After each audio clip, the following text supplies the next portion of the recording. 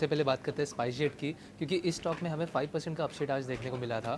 और रीज़न ये है कि कंपनी ने कहीं पे अपना लायबिलिटी जो है वो सेटल किया है, कंपनी दूसरे एक कंपनी के साथ 755 करोड़ का जो लायबिलिटी है वो सेटल किया है। और इस सेटलमेंट के बाद कंपनी को 567 करोड़ का बेनिफिट होने वाला है, ऐसे मैनेजमेंट का कहना है। तो इसके साथ साथ कंपनी 13 एयरक्राफ्ट जो है वो एक्वायर करेगी, और इसी के वजह से कंपनी काफ़ी अच्छे जगह पे अपने जो आगे के प्लान्स है वो लॉन्च कर पाएगी, और इसीलिए हमने देखा कि शेयर प्राइस में भी एक तेज़ी देखने को मिली थी। अगली बात करते हैं गेल इंडिया की, जहाँ पे सोर्सेज के मुताबिक कंपनी जो है अपना फर्स्ट ग्रीन हाइड्रोजन प्लांट जो है वो चालू करने वाला है इंडिया में। और इसके चलते हुए कंपनी ने, अगर हम शेयर प्राइस की भी बात करें तो कहीं पे एक अच्छी तेज़ी देखने को मिली थी, क्योंकि सूत्रों के मुताबिक अगर ये ग्रीन हाइड्रोजन प्लांट चालू हुआ तो 4.3 मीट्रिक टन का हाइड्रोजन जो है वो प्रोड्यूस कर सकता है पर डे, और इसीलिए एक तेज़ी हमें देखने को मिली थी।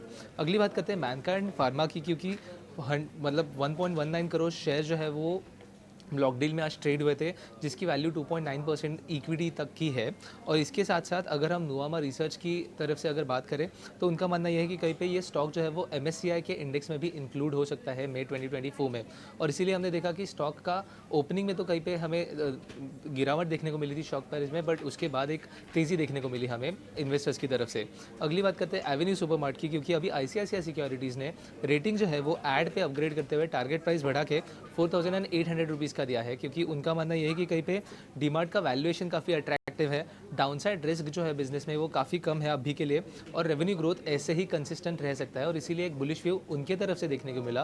और इन्वेस्टर्स ने भी इस बुलिश व्यू को काफ़ी अच्छे से चेयर किया, और स्टॉक प्राइस जो है वो ऑलमोस्ट 4% से हमें अपसाइड देखने को मिला था आज के दिन में। और आखिर में बात करते हैं डायग्नोस्टिक सेक्टर के एक नाम की, जहाँ पे डॉक्टर लाल पैथ लैब में कोटक ने जो है वो रेटिंग अपग्रेड करते हुए टारगेट प्राइस बढ़ा के 2,360 रुपीज़ का किया था, क्योंकि उनका मानना यह है कि कहीं पे जो प्राइस अपग्रेड हमें देखने को मिला था वो कंसिस्टेंट रह सकता है आगे जाके। और आगे जाके अगर हम कॉम्पिटिटिव लैंडस्केप की भी बात करें तो उसकी वजह से कहीं पे जो मेजर कंसर्न हमें देखने को मिला था वो कहीं पे सॉफ्टन होते हुए देखने को मिल सकता है, और इसीलिए उनके तरफ से एक बुलिश व्यू आया, और हमने स्टॉक प्राइस में भी देखा एक 4% का अपसाइड आज देखने को मिला था। तो इसीलिए इन्हीं सब खबरों पे और इन्हीं सब स्टॉक्स पे हमारी नज़र भी बनी रहेगी, क्योंकि एक काफ़ी अच्छा अपसाइड हमें आगे भी इन्हीं सब स्टॉक्स में देखने को मिल सकता है। तो ये कुछ स्टॉक्स हैं, टॉप 5 खबरें अभी गौरव आपको बता रहे थे, और इन स्टॉक्स में आप देख सकते हैं खबरों के चलते शानदार एक्शन भी देखने को मिल रहा है। डॉक्टर लाल पैथ लैब्स, स्पाइस जेट, गेल, एवेन्यू सुपरमार्ट, ये सभी स्टॉक अभी हाईलाइट कर रहे थे, और सब में 3 से 5% की तेजी इस वक्त देखने को मिल रही है। मैनकाइंड फार्मा सुबह थोड़ा नीचे था ब्लॉक डील के चलते, लेकिन अब वहां पर भी काफी अच्छी रिकवरी आ रही है।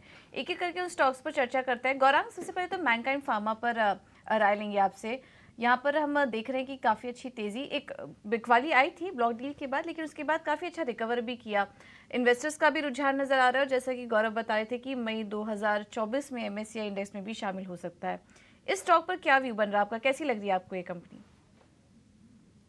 ठीक से याद नहीं है, फिलहाल तो कवरेज नहीं है, लेकिन शायद आईपीओ के समय पर आईपीओ नोट के द्वारा हम्म। शायद निवेश की राय दी थी। अभी उसका स्पष्टीकरण नहीं कर सकता हूं क्योंकि ध्यान में नहीं आ रहा है, लेकिन जो स्तर पर आईपीओ आया था वहां पर थोड़ा बहुत संकोच था, लोगों को बहुत महंगा है। लेकिन लिस्ट हुआ और लिस्ट के बाद जो रुझान हुआ है, और पिछले एक साल में अगर आप देखने जाए तो मेरे ख्याल से काफी बेहतर ऊपर के स्तर।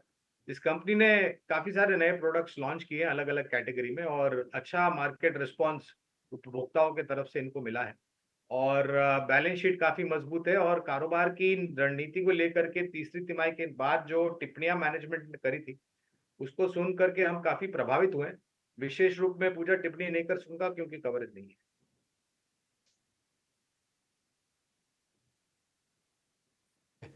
तो ये मैनकाइंड फार्मा पे आपको रिकमेंडेशन दे दी है ऑलरेडी गौरांग सर ने, और इसके बारे में अभी आपको थोड़ी देर पहले गौरव भी बता